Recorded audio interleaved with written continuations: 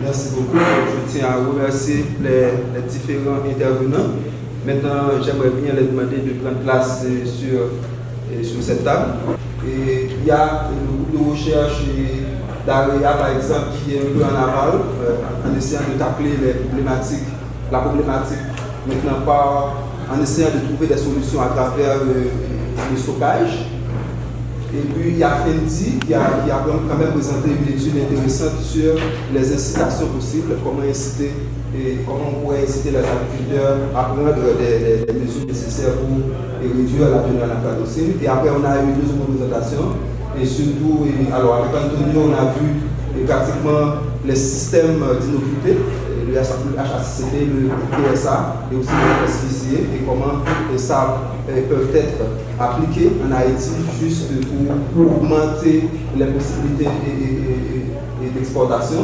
Et avec Karina, on a vu les différentes méthodes de refroidissement, comment on peut les utiliser pour stocker le brocoli. Donc maintenant, je vous passe la parole. Donc je prends pratiquement 5 questions et puis pour terminer. Ok, je vois trois mains. Tu me parles, il y a comment tu t'appelles encore? Thomas, et puis il y a C1, et puis après on prend Evans. Aide-moi avec le micro, s'il vous plaît. Je vous demande de bien vouloir regarder les questions vraiment assez succinctes, et je demande aussi aux intervenants de garder les réponses assez courtes. Merci. J'ai le temps. Non, on donne le micro d'abord à Thomas Rucles. Bonsoir, je suis Thomas Rucles. Ma question c'est concernant la certification. C'est M. Brion qui a parlé de certification. Antonio. Et compte tenu de l'importance de la certification dans le commerce, j'aimerais savoir est-ce qu'il y a une certification pour ces produits.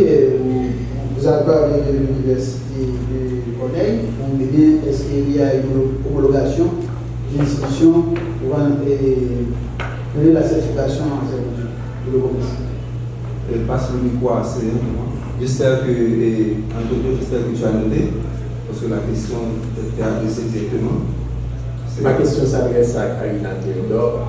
Quelle serait l'application de sa recherche en Haïti, surtout avec les paysans qui produisent des cultures maraîchères? Okay. Et puis, Evans.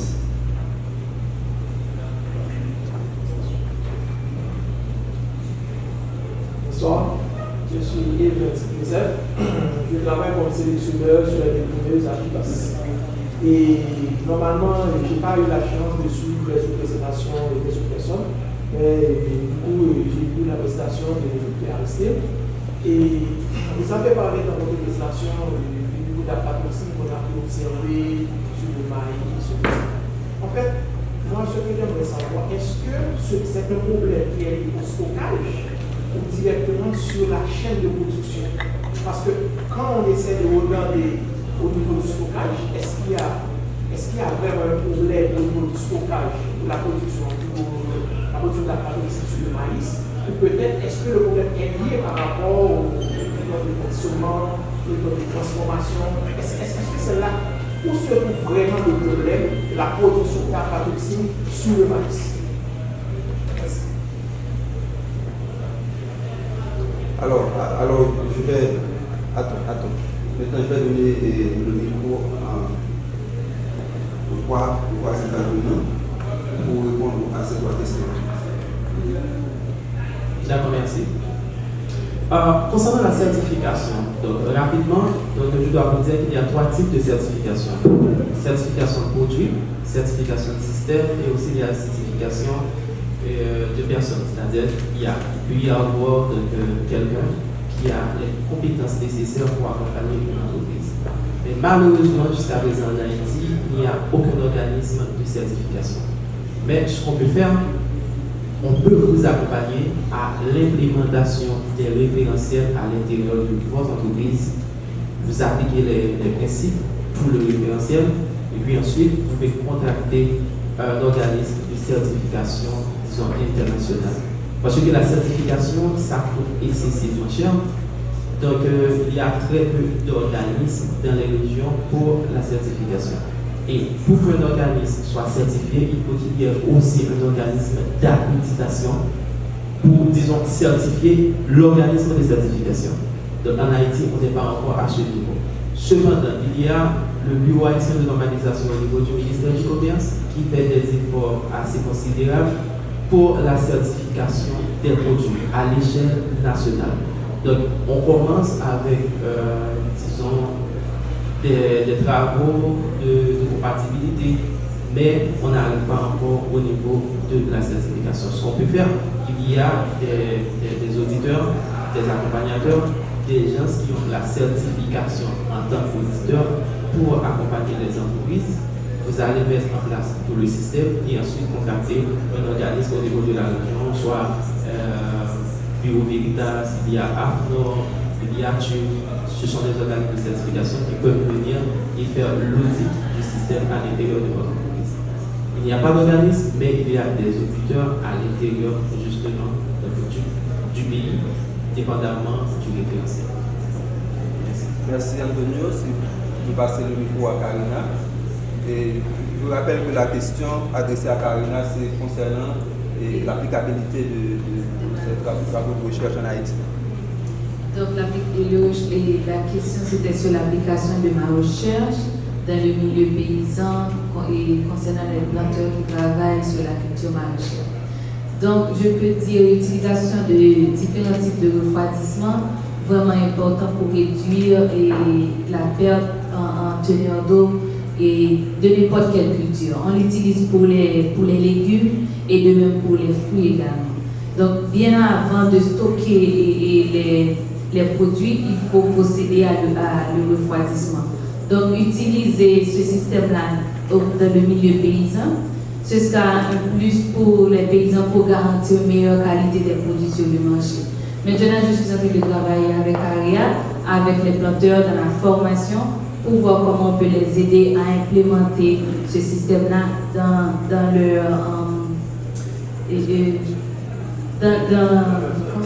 l'exploitation, mais dans la chaîne de valeur.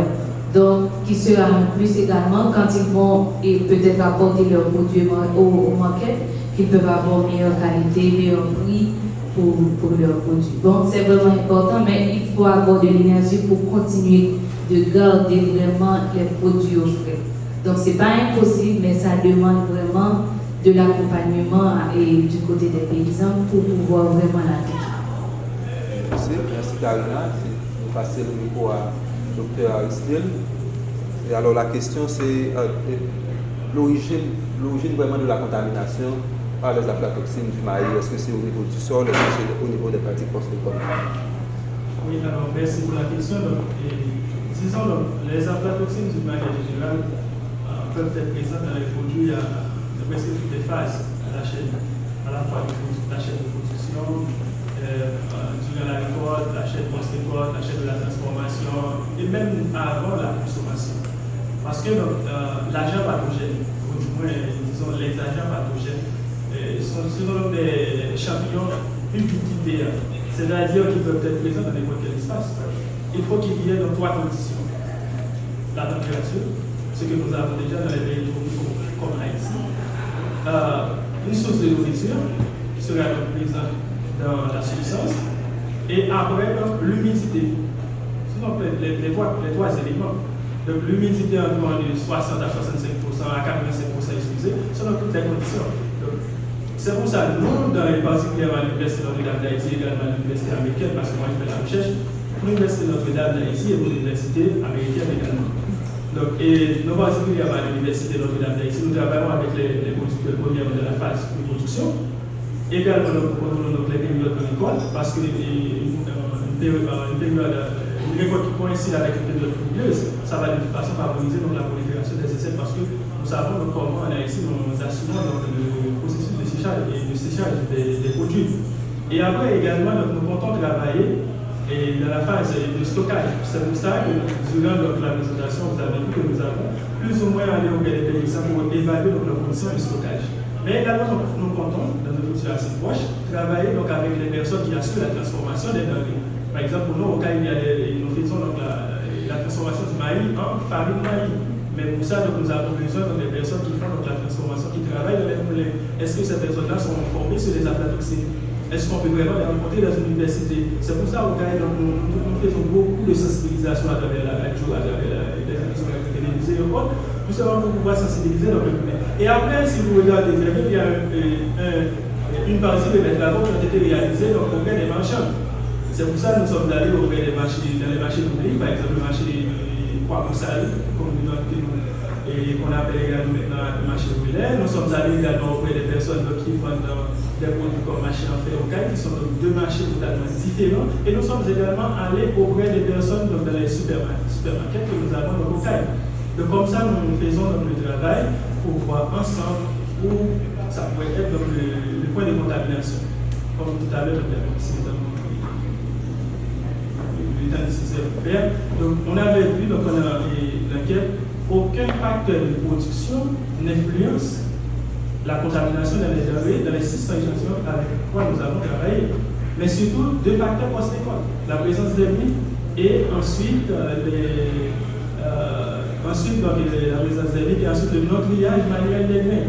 Donc comme ça, nous comptons. Maintenant, avec le support que nous avons reçu de ARIA, quand je dis un support, parce qu'il y avait lancé un programme pour les matériels, nous avons gagné 14 kits d'aflatoxine. Nous sommes en train maintenant de travailler pour évaluer la teneur en aflatoxine des maïs boucanés vendus au Caille. Donc ça, c'est quelque chose. Donc, disons en un mot, la contamination est partout, même dans nos entrepôts, ou du moins dans nos gardes manger. Parce qu'il fallait également nous former dans cette situation. Merci. Deux autres questions. Oui, Paola Guignol. Vas-y. Oui. Comment comprenez-vous l'application des fongicides contre ces champignons, puis l'utilisation des fongicides contre ces champignons, puis la lutte intégrée, l'application de la lutte intégrée? Vous voyez? Donc, s'il y a une autre question, on va faire maintenant. S'il n'y en a pas, donc c'est la dernière. Qui peut répondre à cette question sur la lutte intégrée et que ce ne soit pas directement cadré avec le sujet. Et si quelqu'un peut adresser quelque chose, comme à toute question, il faut une réponse. Oui, alors particulièrement l'utilisation des pesticides. Disons particulièrement les fongicides. Donc il y a là deux cas de considération.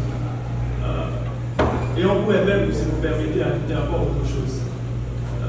Parce que nous, en Haïti, nous sommes donc des personnes qui savent comment préparer nos nourritures. Parce que, disons, donc, on prend notre temps pour préparer les nourritures. Mais il y a là un problème, parce qu'il y a une différence entre le champignon et les métabolites.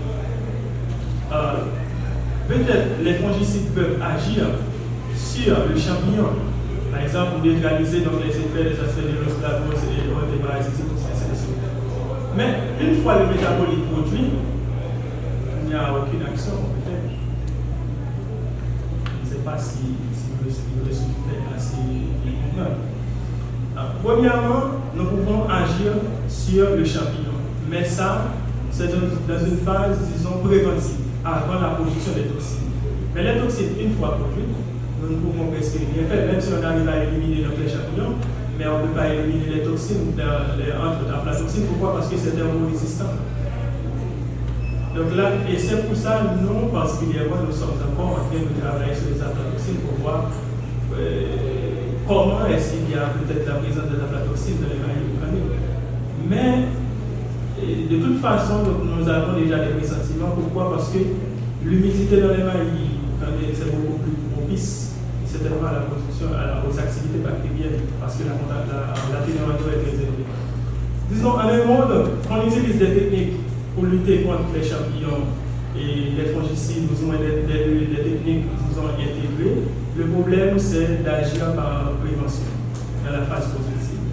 De même pour la phase de stockage, si on pourrait donc utiliser encore avec des techniques pour contrôler l'humidité et contrôler peut-être les actions des insectes, Donc comme ça, on pourrait donc contrôler la dose. Mais une fois donc la substance produite dans les transports. Merci. Merci beaucoup. Sur ce, c'est pratiquement la fin de cette session. Merci aux intervenants de participer à cette session assez intéressante. Et nous vous demandons de les applaudir, s'il vous plaît.